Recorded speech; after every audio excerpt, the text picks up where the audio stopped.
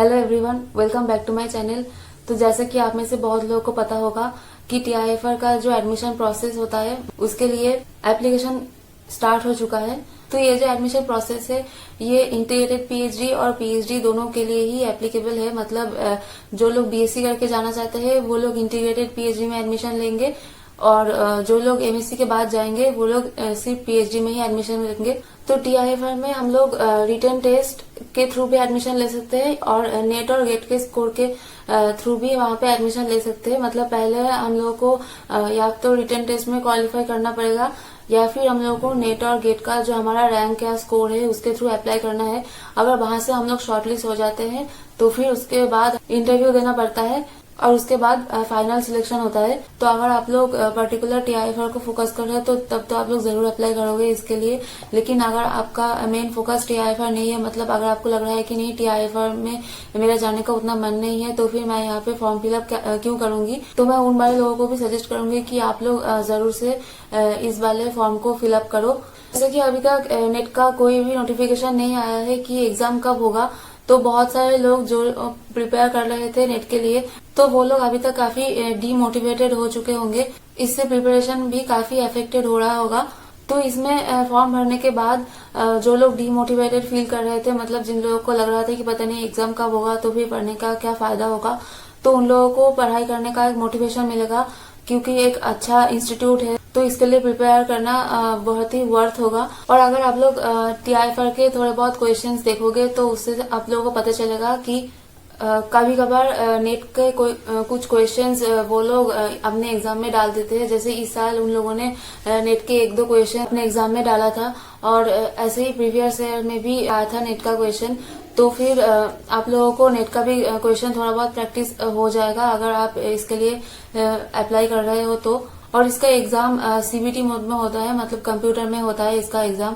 तो अगर आप यहाँ पे एग्जाम दोगे तो फिर आप लोगों को कंप्यूटर में एग्जाम देने का एक प्रैक्टिस हो जाएगा। और इस वाले एग्जाम में वर्चुअल कैलकुलेटर भी दिया जाता है। तो फिर यहाँ पे एग्जाम देने से जो लोग गेट और जैम के लिए प्रिपेयर कर रहे थे वो लोग भी वर्चुअल कैलकुलेटर को एक बार यूज कर पाएंगे। मतलब देखो, घर में प्रैक्टिस करना अलग बात होती है और अगर आप किसी एग्जाम में जाके वही चीज कर रहे हो तो उसका एक्सपीरियंस जो होता है और वहाँ पे आपकी जो थिंकिंग होती है तो वो काफी अलग होती है आपके घर में रह के प्रैक्टिस करने के कंपेरिजन में। और क्योंकि इस साल टीआईएफआर का एग्जाम गेट, जैम और नेट सभी एग्जाम से पहले ही हो रहा है, तो फिर यहाँ पे एग्जाम देने से आप लोग अपनी गलतियों को रियलाइज कर पाओगे कि आप लोग एग्जाम हॉल में कितना टेंस्ड हो जाते हो या फिर आप एग्जाम में कैसे कैसे गलतियां करके आ सकते हो।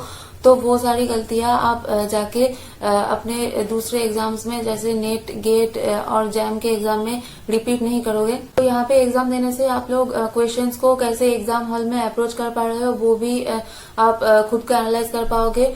मतलब सारी ही चीजें आपके घर में रह के प्रैक्टिस करना और एग्जाम हॉल में जाके उस चीज को अप्लाई करने में बहुत ज्यादा डिफरेंस होता है। और बहुत सारे लोग एग्जाम हॉल में जाके कंफ्यूज हो जाते हैं, तो उन लोगों के लिए ये काफी अच्छा चांस है आप लोग अपने आप को एनालाइज करने का। बस टाइम मैनेजमेंट आप उतना शायद एनालाइज ना कर पाओ क्योंकि यहाँ पे बहुत ज्यादा, मतलब मोर देन इनफ यहाँ पे टाइम प्रोवाइडेड होता है। मतलब 40 क्वेश्चन के लिए आपको 3 आवर्स दिया जाता है, जो कि बहुत ही ज्यादा है क्योंकि नेट में भी हमको इससे काफी ज्यादा क्वेश्चंस आंसर करके आना होता है, गेट में भी और जैम में भी। मतलब बाकी दूसरे जो भी आप एग्जाम दोगे उन सभी एग्जाम में ही आपको इतने ही समय में या फिर इससे भी कम समय में इससे ज्यादा क्वेश्चंस करके आना होता है। टाइम मैनेजमेंट तो आप शायद उतना ना सीख पाओ, लेकिन एक एग्जाम हॉल का जो एम्बियंस होता है, वहाँ पे जो थॉट प्रोसेस होता है, उस सभी में रह के कैसे अपना बेस्ट दिया जा सके वो सब चीज आप एक बार देख के आ सकते हो इस वाले एग्जाम में अपियर करने के बाद। और यहाँ पे अगर आपका सिलेक्शन हो जाता है, मतलब अगर आप रिटन टेस्ट क्लियर कर लेते हो, तो फिर अपने आप पे एक बहुत ही ज्यादा कॉन्फिडेंस आएगा आपको दूसरे एग्जाम्स को देने में भी कि नहीं, मैं भी कर सकता हूँ या कर सकती हूँ। और सेल्फ कॉन्फिडेंस बहुत ही काम की चीज होती है। मतलब आप शायद यहाँ पे नहीं या कहीं और जाके आपका ये जो कॉन्फिडेंस बूस्ट होगा उसको आप काम में लगा के कुछ और जिंदगी में अचीव कर सकते हो। तो रिटन क्वालिफाई हो जाने के बाद इंटरव्यू में जाना होता है।